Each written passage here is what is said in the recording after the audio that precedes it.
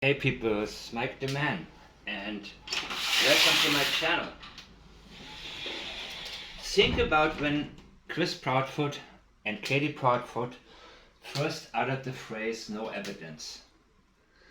When did they start that? When did they start to feel so confident that Chris really started boasting, and went on all of those lives and didn't mind saying no evidence, no matter how much of a giveaway it is? I remember a shift because in the beginning he seemed a little bit scared, right? And what was he scared of? He was scared of people talking online. And what he was scared of was people communicating with each other online. And getting close to what happened and possibly figuring out where we need to look in order to figure out what they did with Sebastian Rogers, his body. Trigger warning. I need to give you a trigger warning, of course, for my whole entire channel, if you think it's necessary, because this is true crime, and true crime is triggering. So consider this to be a trigger warning for my whole YouTube channel. Even though I do my best to make the language one that's easily digestible, I still need to point out the facts. And I have previously analyzed the falling out of bed, Katie slipping and saying he already, and she moved a hand towards her neck, very similar to what Chris Watts did when he talked about his family, who already was deceased at that time. We know how Sebastian got injured. When did he pass away? I do not know. I do not know what happened to his body. By the way, this is only my opinion. Then I listened to Sweetie Pie Lowe's live, the last one before the last video. And she had a caller, and the second caller talked about, she was anonymous, she wanted to stay anonymous, and she said she lives in the neighborhood, and she said, did you know that the Bauer Soxes, their businesses are all within 1 and 10 miles from each other?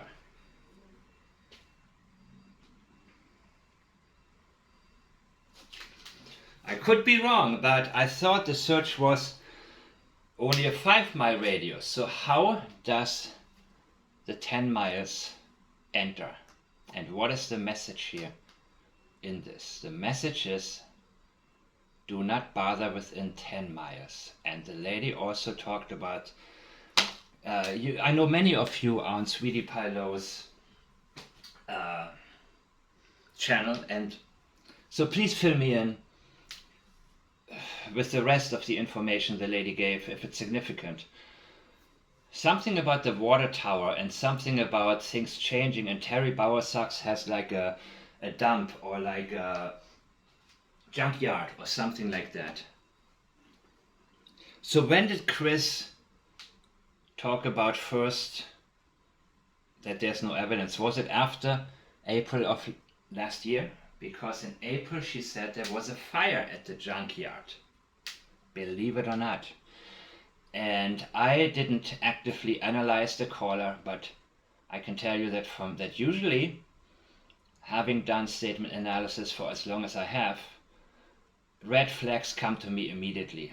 Even in regular conversations with people. I cannot even talk to a lot of people because when I pick up on deception, I immediately distance myself and realize there's no need to talk to this person or that person.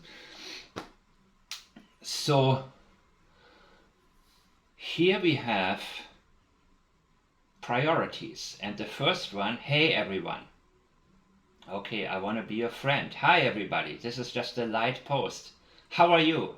What's new? Oh, by the way, she's probably responding to a post with a flyer about Sebastian. It is still expected for her to use Sebastian's name at one point, but she doesn't. It is expected for her to urge people to look for him or to help. She doesn't. Only in the end she says, please keep a lookout, a lookout.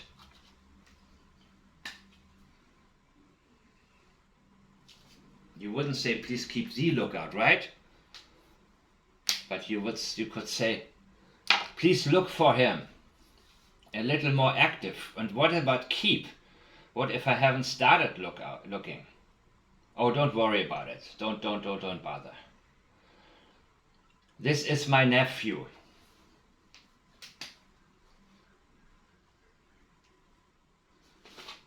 From what I understand, she hated him and Nina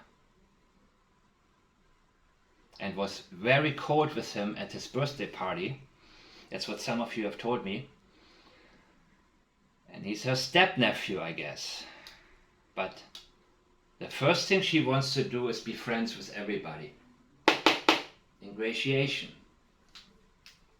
Oh, this is my nephew. What she's telling you is, I am family. I know I am in a different position than you. I am here to give you information. I am closer to him than you guys.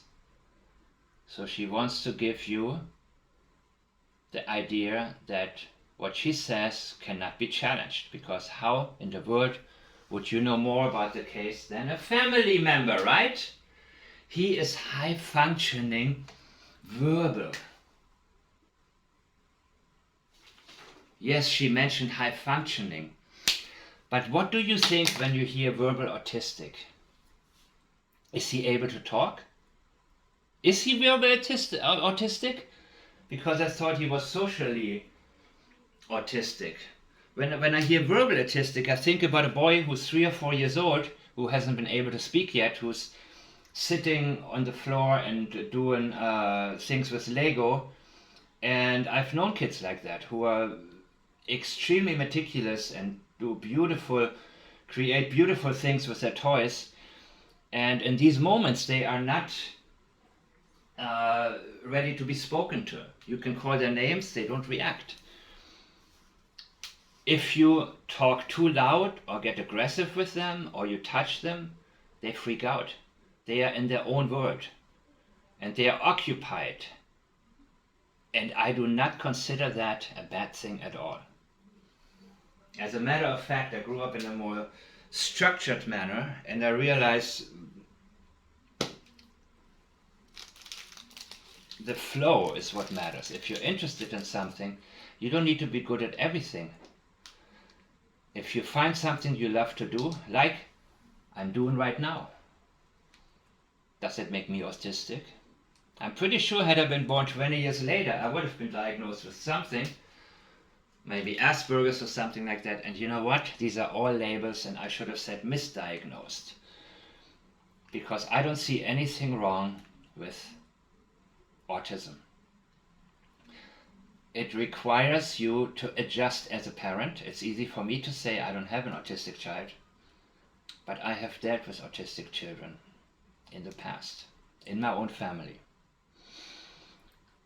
And I'm looking at all these structured societies, like Germany, for example, which are now all going downhill.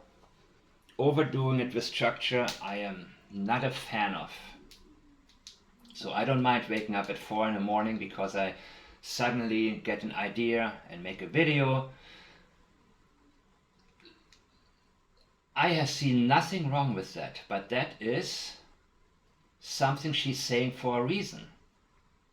And she is saying that because she wants to put guilt into people.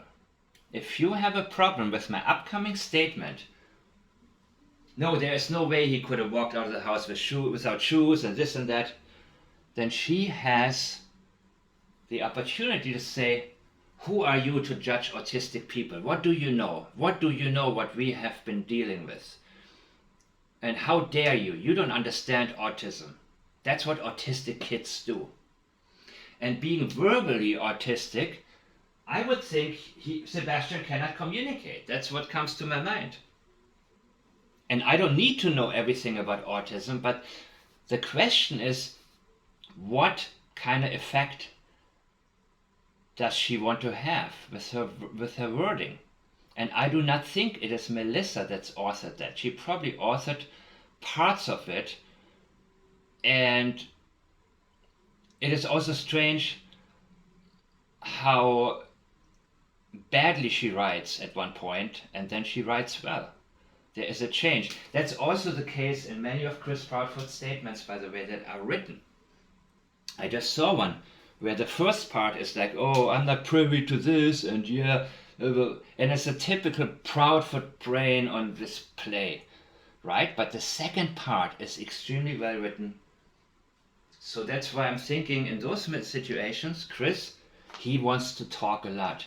He loves to even write, even if he's not good at it. And he probably, Katie and him, they know each other well enough to, he doesn't pretend to be a smart guy. He's like, oh, what should I write? And she probably says, okay, sweetheart, scoot over, let me just type the rest.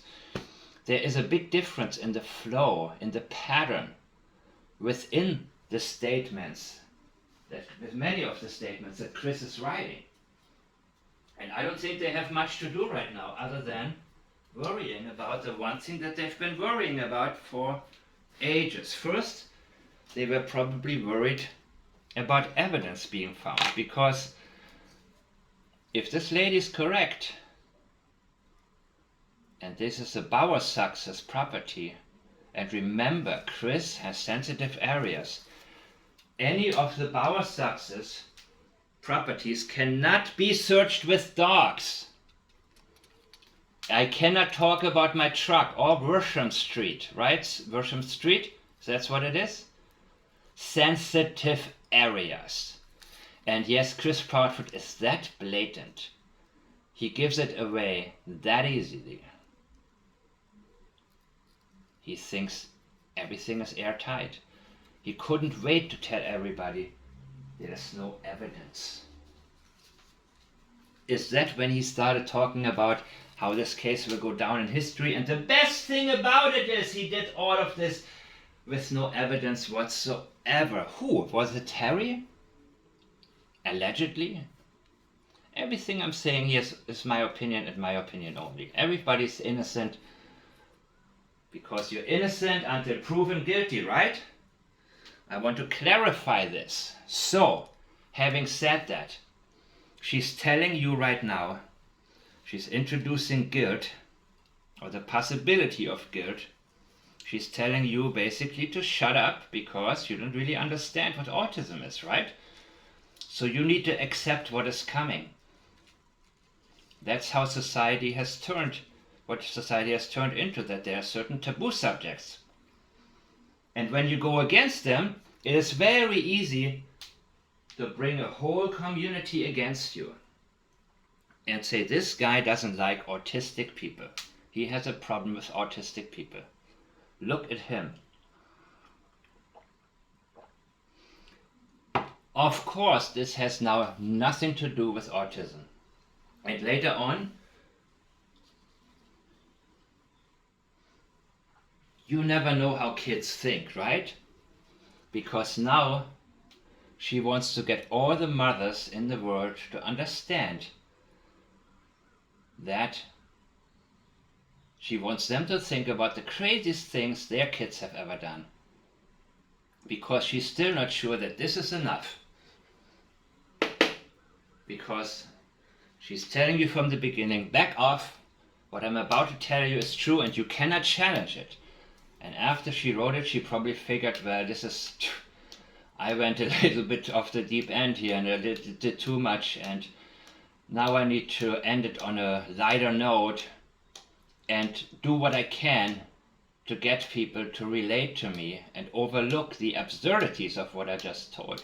The priority now, after this, is that he walked out of the house, and he did not. He couldn't have.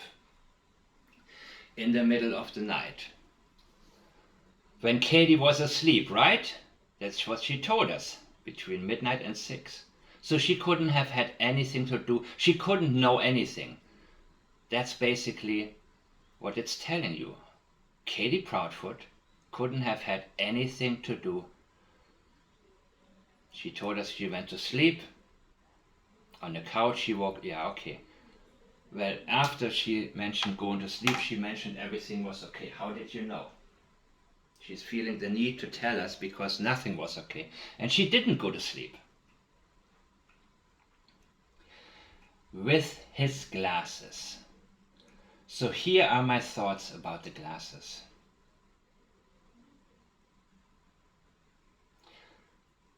They got lost somewhere on the way of transporting him and they didn't know where. Are they the glasses in the Gallatin area close to the Bauer success home? I would love to know with certainty if they are or not. Maybe it's the only thing I can tell you guys right now.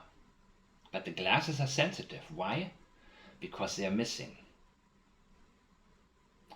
Whatever he had on, he probably, that these clothing items vanished with him. So the clothing isn't mentioned, it's not important. So she doesn't feel the need to identify or mention what he looked like. We haven't heard what he was wearing, right? What was missing, clothing-wise, whatever he had on, I guess. But the glasses, this indicates to me that these glasses may have gotten lost on the way. And they probably got to their destination and they said, oh man, where are the glasses? Okay, he maybe lost them along the way, so I guess we gotta make them think that if somebody finds it, that, you know, he must have walked here. So they made sure his glasses, he walked with his glasses. A giveaway. Whoever drove the car maybe was one of the people with the lights that we've seen. That Chris cannot talk about, by the way. He cannot talk about it. I wished it were flashlights. Why would you wish that? You haven't explained it to us. And by the way, not once have the Proudfoot said we had nothing to do with it. Not once was there one reliable denial. They're talking about the people who are suspecting them all the time. Have you heard a reliable denial? I had nothing to do with this. I don't know, I had nothing to do with Sebastian's disappearance. What do you think happened? Katie gives us a long sermon. You see, count the words. There is a set of words. 25% is the beginning, like an introduction, 50% the middle part, and 25% the ending. Here's an enormous amount on fiction. On a very, very, very small possibility of something that could have happened. An extremely low likelihood. Extremely low, but she spends so many words on that. Because that is the only thing she can come up with, the only plausible possibility to tell people to stay out of the 10-mile radius where the Bauer Success properties are located. If she said, please look outside, or look further. Why? He was barefoot, right? You told me he had no shoes. Same thing. Oh, dude, we forgot to get his shoes. How are we gonna tell them that he walked out with no shoes? Okay, let's say it right away. Let's mention it immediately so they're not going to ask questions. What about the shoes? Just make up the story. Integrate it into the narrative. Oh, he just walked out with, yeah, right. He had shoes in the swimming pool, for crying out loud. He was pool bound, as Chris would say. He wouldn't go into lakes or rivers. Chris put him down for that. He was somebody who didn't like to get dirty. That is what Katie Proudfoot said even when she held up a picture. She said, he's funny like that because He doesn't like to be dirty, but he doesn't have awareness. So look at all the chocolate milk around him. But it's been mentioned again and again and again, he does not like to get dirty. That includes getting his feet dirty. That is who he is, how he was. Even in the pool, maybe he's, I don't know, germophobic or whatever you want to call it. That was how Sebastian was. He did not like to be dirty.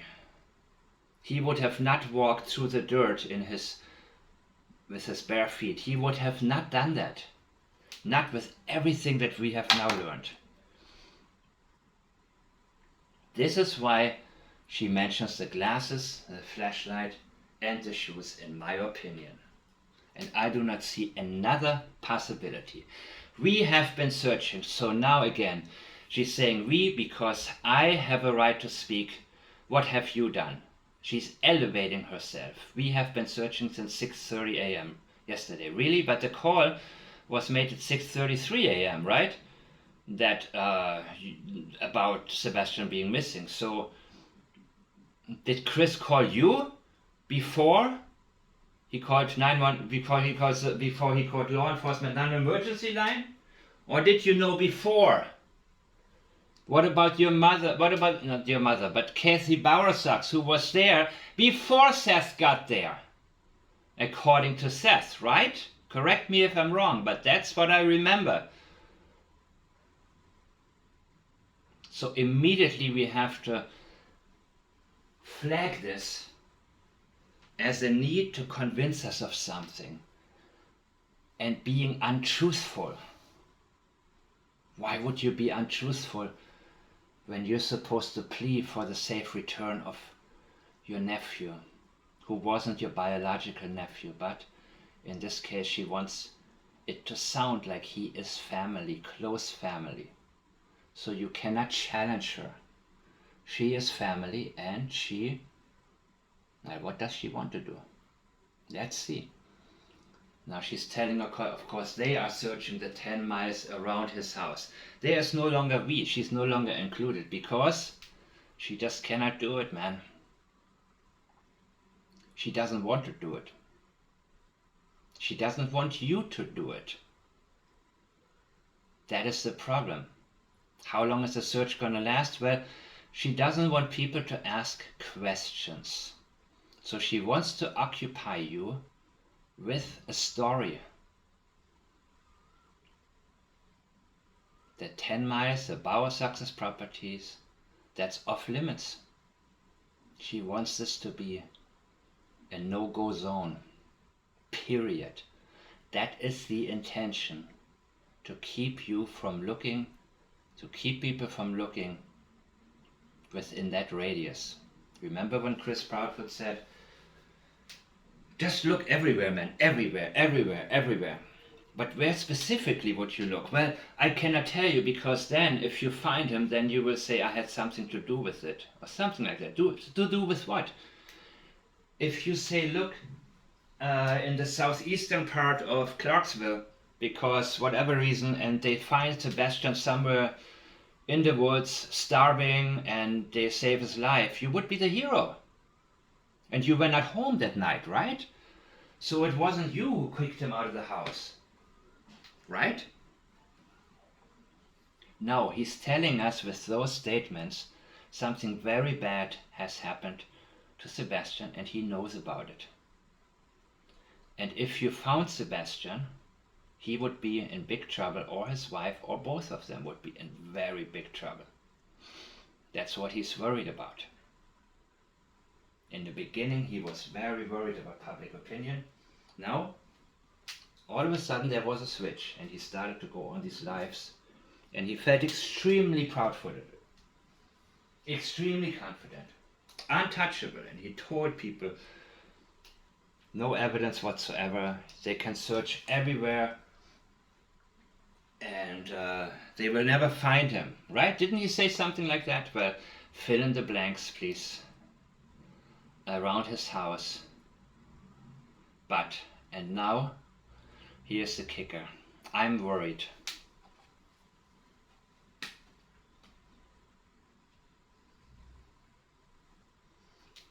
again, I'm thinking Katie Proudfoot either wrote all of it, or she wrote part of it and suggested the other, or something. But this is not the type of stuff that somebody who writes as badly as Melissa, I don't think she would be able to come up with that. And being a sister of Chris Proudfoot, no, she would.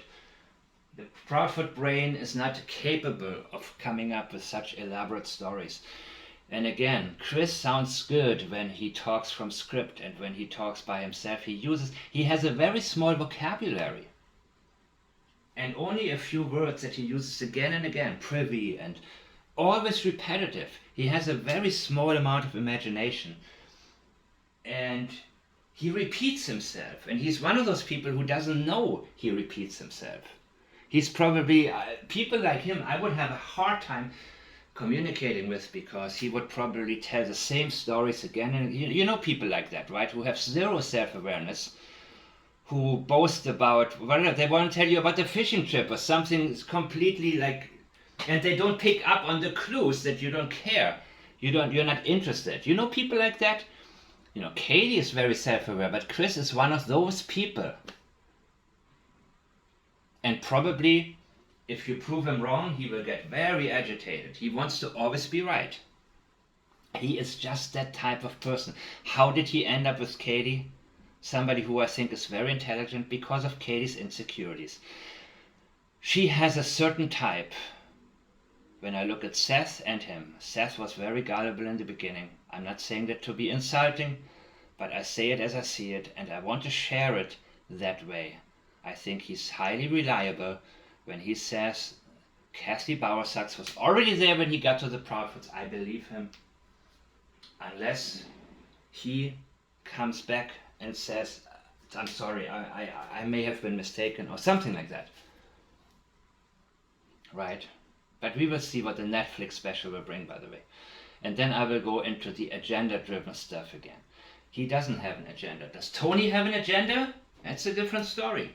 I don't know. Maybe. I wouldn't be surprised. So Seth is just going with the flow. And he needs somebody like Tony, because he was gullible and then he blew up at people. And they're using that against him and making a lot of money off of that, because they can always go back to that and say, look at that guy. Look at that guy. He probably had something to do with it. By the way, I like constructive criticism. I like when you guys point things out that I haven't paid attention to. Of course, when people say, what about Seth? He hasn't searched in 6 months.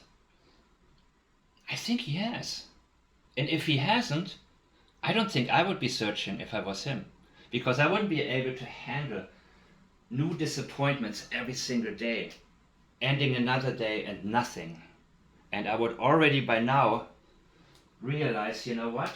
Unless the feet talk, that's where the knowledge is. And the Bowersoxes, the Proudfoots and the Bowersoxes. Unless there is no need to walk around. It's better to stay home in case Sebastian may show up or somebody drops him off, which in his hopeful mind, of course, is a possibility, understandable and expected. Or wait for the phone to ring, or something like that. Seth is doing the right thing. But anyways, we're not getting into this, because by the way, if any of you is interested in helping me out with the future classes, so I can put all of my energy into the analyses and not so much logistics, let me know, people. I've been thinking about it and I definitely want to do it. Now, she's worried. And that's Katie speaking, I think. What is she worried about? That he may have got in... No. What she's referring to, her worry is the other circle, the 10 miles. That's her worry. But she tells you that he may have got in backseat of a car, fell asleep and woke up after someone got to their job. You see how vague, one and there, and got out of the car. When Katie wrote this, allegedly, she probably thought, yeah, this is You see, Katie is insecure. Chris Proudfoot is very boastful. When he speaks from Katie's script, he feels this is untouchable. He's a black and white kind of guy. He's like, no evidence, no chance, baby. I'm scot-free now. This is the Chris mentality. He's extremely confident, even when he shouldn't be. Katie is the opposite. And Katie, the kind of stuff that she's writing, if it was somebody else, and she would read it, she would say, yeah, right. She would react like I did, and many of you did. Chris, no, he would buy it immediately. Be like, oh, okay, could be. Oh, he's autistic, okay. Yeah, makes sense. You know what I mean? Very different people. How did they end up together? I just talked about it. That's Katie's type. And again, I'm thinking that she is, compared to most people, very much up there. Her ability to think. With a lot of childhood trauma contributing to her sociopathy. So that's where her needs come in. And that's where Chris has a position in her life where she feels that she needs him. And it's not her being, she's in control. She is in control. She loves men she can manipulate, while they feel like they're in charge. She's telling us now this story. And look how much space. You'd say 25% the beginning, 50% the middle important part, and then 25% the end. If you took this off, you would have maybe 25, 50, and 25. This is out of place. That story. And that story requires listening to the story and going along with it requires for you to believe that he walked out of the house, which he didn't. This is a fabrication built around a lie to implant a lie into the minds of the people who are reading and making sure they don't question the lie as much as they otherwise would. Let me tell you a story. Have you ever heard this commercial?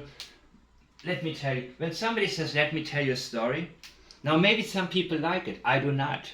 And I'm not into fictional books whatsoever. I like anything that has to do with learning things that I wasn't able to learn as a child. My teachers, I always asked a lot of questions and never really got answers. And looking back, a lot of the teachers were deceptive in terms of hiding what they really don't know, not wanting to answer. Now that I know statement analysis, I always knew something was wrong.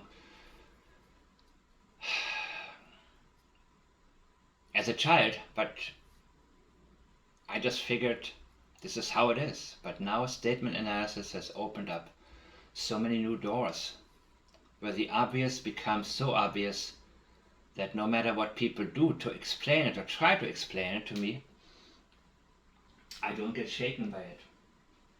The truth can stand on its own, and it's not my truth or your truth.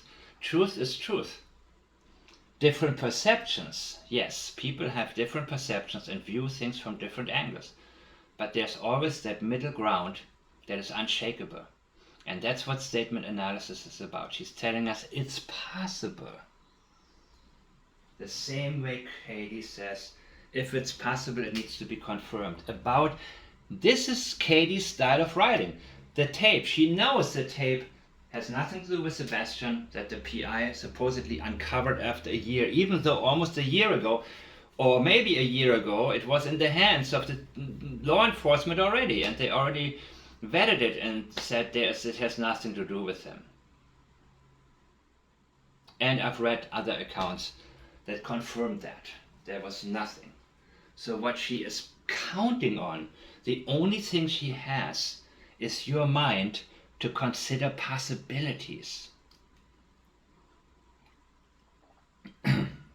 She wants somebody to not dismiss the tape. She doesn't need a confirmation because there will never be one. She wants somebody to say, okay, fine, it's possible. I guess it's possible. And again, all the people who told me, we're spending all day talking about the PI because we want to discredit him, and he's already been discredited. But he's more successful than ever because of the attacks from you. Be careful what you waste your time on.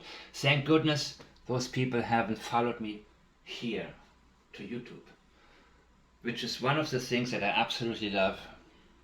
I'm still gonna be on X. I still like to communicate with the two Laurens and a couple of other people who are very, very good at somehow intuitively getting to the right facts or statements, asking the right questions.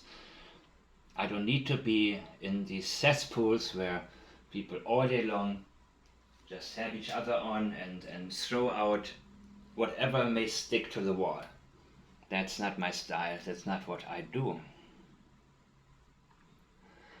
That's what it is. She says, I'm trying to think outside the box. So, this is the part she's gotten to. And at the center is do not look within 10 miles. Look everywhere. Spin your wheels. Get out there. So this is where that caller on Sweetie Pie Low came in. All the businesses of the Bauer success are within 1 and 10 miles. Something about the water tower, something changed, something eerie, she said. I didn't look it up because I was in the flow and I want to keep it going without getting sidetracked right now. Because the thing is, statement analysis is my priority. All the facts, there are so many of you guys who know what I'm talking about and know probably exactly what the lady has said. And I would appreciate if one of you just take 5 minutes to put this in the comment section for everybody to read. I will I will pin it to the top to make sure others will be able to read it. And there was a fire in April. Was it after April that Chris started expressing himself in such a relaxed manner, where everything changed about him? He suddenly no longer had the fears of the people, but he just talked down on people. And he let everybody know there's nothing that can be done. He felt 100% safe. Something happened. This would make a lot of sense. The possibility that the lights at 3 a.m. was the removal of Sebastian's body, or Sebastian, not sure when he passed. This is only my opinion. I'm doing my best to explain how I have formed it. And that after April, the evidence went up in smoke. Has Chris ever mentioned anything? He mentioned about getting rid of a body in concrete, but has he ever mentioned anything about fire? If he has, please bring it to my attention. Any other ways to get rid of a human body when there was a discussion about by the way, he loves to play around with you guys. Or with those guys that don't watch my channel but like to play around up there on the lives and waste their time. He loves it when people are making wrong guesses or the guess is not exactly what it is. He loves that. He loves to sit there, and for the first time in his life he's probably like, wow, I know something they don't know. That's why he is so in awe over the fact that nobody can figure anything out. He sees all the detectives, the cops, everybody is searching, all these people, but he knows what happened and they have no clue. And now the change in his language, his recent language, shows me, yes, that fire, it's very plausible. And very likely, in my opinion, if I had to take a guess, this is exactly the scenario that makes sense. It's all coming together like a puzzle.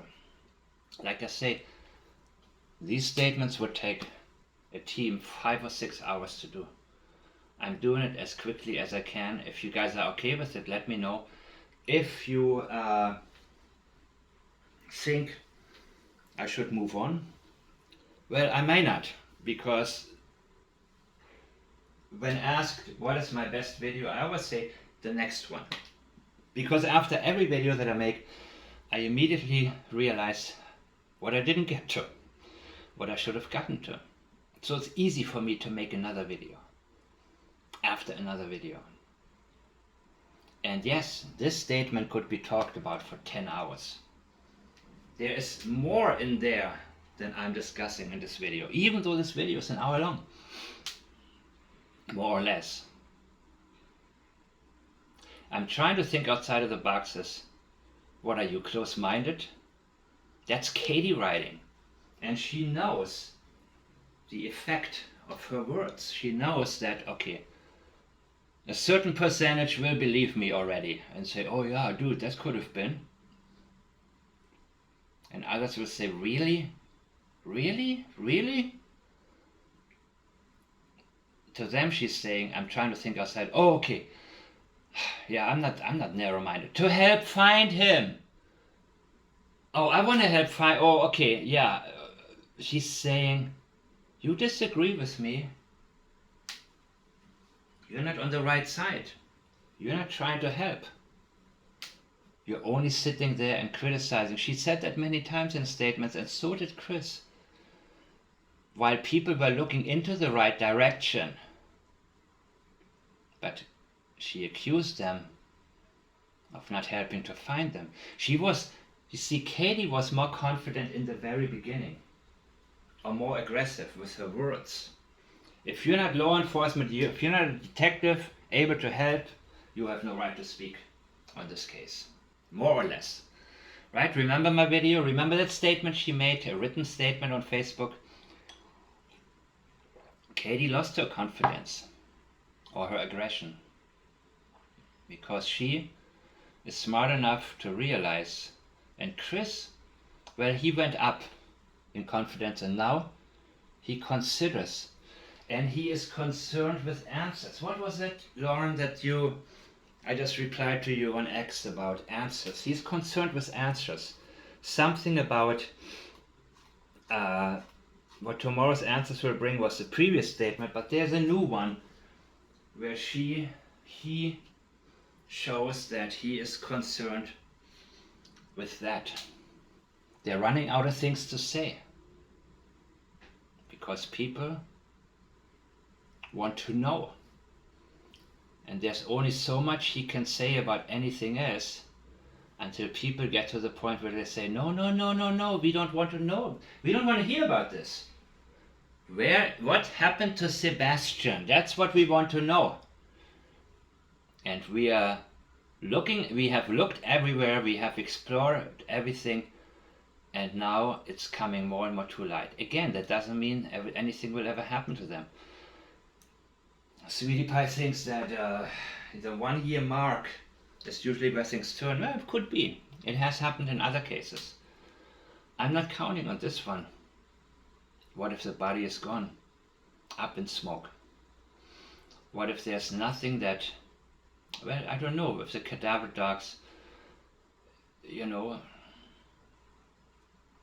that lady that was going to search, he first wrote to her, yeah, we're family, because we both been in the military and this and that, but then he realized she was not playing along and serious about the job.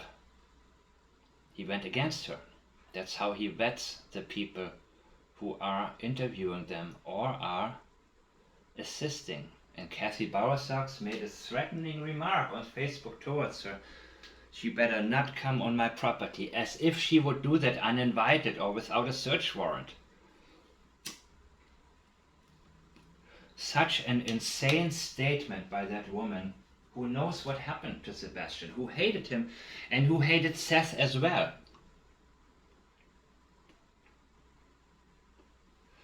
In our lessons we will go even deeper into this, and I will probably get even deeper into this in my next video, maybe. Or maybe I take a break and go to another subject matter. By the way, please feel free to suggest subject matters. I can go on like this forever and ever and ever, but I also want to make sure the public section has a compromise where I want to make sure that nobody leaves my videos and says, well, he didn't get into this part, why did he skip over this? or somebody saying, you know what, I'm tired, it's the same statement, I want to know there's more cases. Let me find my way of building the right community, the perfect community that doesn't get sidetracked, that has different speeds of learning and different areas of interest. Somehow, if everybody has the right intention, which is to figure out what happened in a crime, regardless of how much you care about a case specifically, the approach is what is important, because you can't expect people to care the same way about every case. Some cases hit home more to these people and others more to those people. And that's just how it is. But I am very happy when people tell me any type of suggestion, when people tell me what they think they would like more of or what they would like less of. So now, this is the insane story to keep you from searching the Bauer success properties. Chris's truck, he doesn't want to talk about it. Or Bersham. What about the fire? Has any of you looked more into this? Is there anybody here listening from that area? About Portland City Lake and Gallatin and this kind of area where the Bauer success are located? You see, these people are going around and they have people going around for them to try to discredit anybody who gets closer. From the very beginning. That's all they got. They are scared. What are they scared of? They cannot tell the truth because the truth will get them in trouble and cannot stand on its own. You're not worried about speaking. Seth is not worried about himself or the truth. Seth says it like it comes to him. That's why he blew up at Trevor. He didn't care. He said, my son is missing and you're taking advantage of my missing son. That's why he blew off JLR, who's now in a hate campaign against him. I'm not here to help you make money unless you really, really, really help me find my son. I would love to ask Seth some questions about the glasses, for example. So if any of you has his email, please feel free to message him on my behalf. I would love to know exactly what happened to these glasses. I don't think he's interested in what I'm doing, but I know he knows who I am. He tuned into Bullhorn Betty's channel when she talked about my videos and showed examples, so he knows who I am. Ugh. Wow, ugh. She's suffering.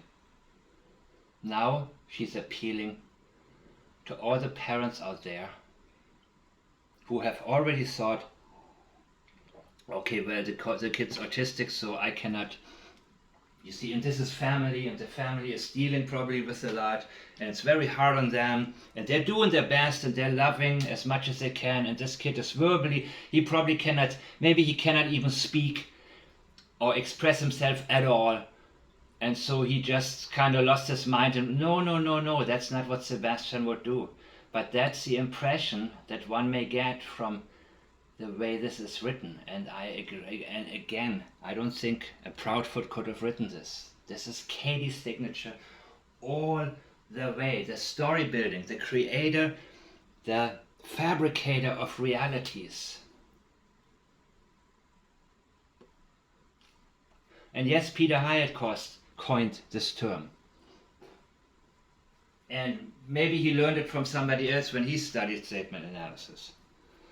The fabricator of realities is one of the most dangerous people because they are going out of their way to make you believe a narrative that doesn't exist and have people's minds wander into the wrong direction. While the truth is extremely simple and can stand on its own.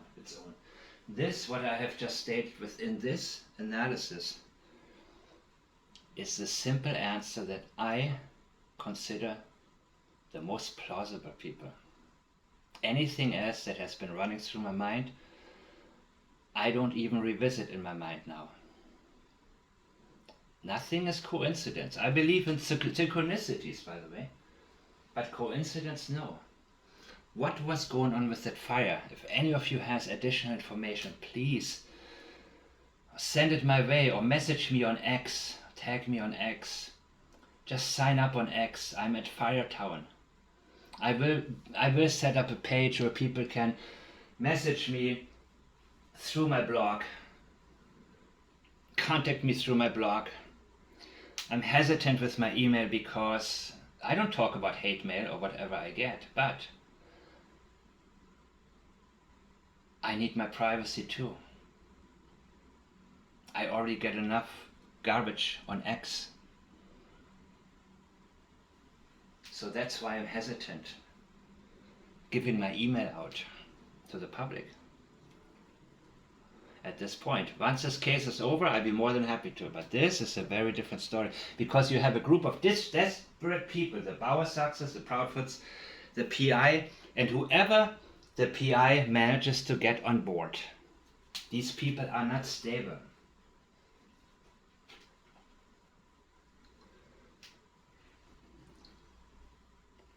Ugh, it's just so hard.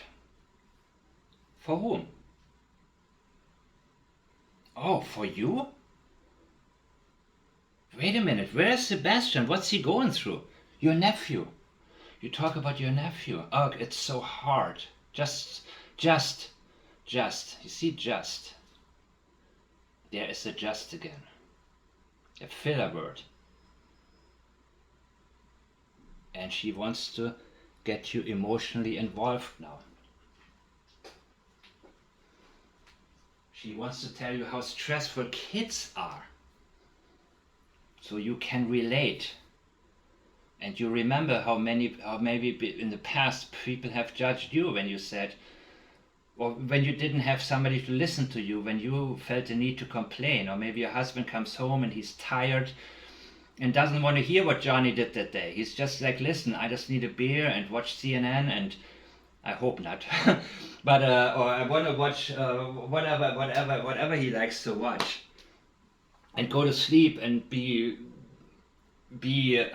refreshed enough in the morning to deal with the whole stuff, all the crap again. You know? She's appealing to the mothers that are out there and telling you, you never know how kids think. And yes, a lot of mothers will probably say, oh my God, they will.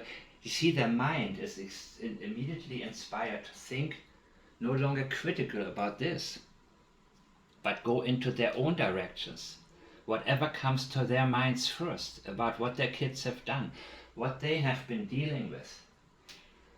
And they say, okay, I don't want people to judge me or my kids or my family or whatever I'm going through, and so let me not think about this at all. Yes, sure, he walked out of the house, no problem. He's your nephew, right? And he's verbally autistic. So he cannot really communicate with you, right? So he's doing things and you don't understand what it is. And you said, hey everyone, so nicely. So when you skip the middle part, which is all agenda driven, you have, hey everyone, keep a lookout, thanks. Hey everyone, please keep a lookout, thanks. What does it mean? One of you actually commented that when I posted the picture, the image of that statement, and said, this is all we got. Hey everyone, what's the message? Hey everyone, please keep a lookout, thanks. That's basically it. The rest is agenda driven. Creating a narrative. This should have been the first part and not a lookout. Just one of many, nothing special. Let's keep a lookout, please keep a lookout. No, please look, I don't care. Do it within 10 miles, but just the small, almost impossibility that he, barefooted, could have gotten outside of this 10-mile radius, even if you are in Alaska. And by the way, this could have been just the Bowersoxes wanting to take a trip because they didn't want to answer questions. Kind of like Candace Summer Wells's grandmother, who knew what happened, and said, you know what, I'm too old to lie. Old people don't like to lie, by the way. That's why you see a lot of old people, and people think it's often funny when they just blur out whatever comes to their mind. You know why?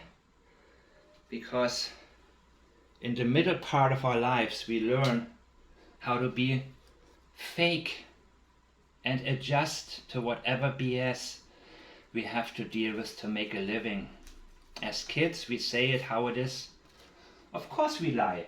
We don't want to get when we don't want to get in trouble. And there are of course the kids who are sometimes sociopathic already or turning that way, who lie a lot. You have that too.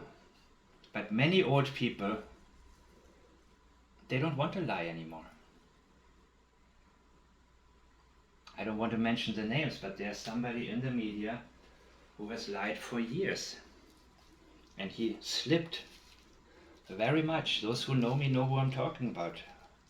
Incredible. It's very smart, a guy who was very good at it. But now he's 90, and he makes people are human. The good and the evil thing, we cannot allow ourselves to think along these lines in statement analysis. Judging is not something that we can do. I am the most easily adjustable person, or one of the most easily adjusted. I consider myself that because when I don't know, when I like to be corrected. If I'm wrong, I appreciate it. From what I've seen, most people are not suited for statement analysis. From what I've seen in the comment section, I love it. It's like I found my tribe. I feel like that right now. But most people, from what I have seen, they want to form an opinion and then defend it. And that's what we learn in our childhoods, in debate classes, debate clubs, or what. I've never joined them, but a lot of people have. And we learn to win our arguments. In politics, it's a very big thing. But the search for the truth, and when you get close and find it, it doesn't matter how much insanity other people listen to. Because all you know is what you know. And the second thing that you know is what you don't know. You also know what isn't and what is, and you also know what could be. You will categorize what is better to pay attention to and what is to put on the back burner right now and wait until confirmations come our ways or something debunks it. So this might be the video, this might be the statement that reveals what happened to Sebastian Rogers. And I hope I've done a good job saying things in the most gentle way without compromising the facts as I have come to see them.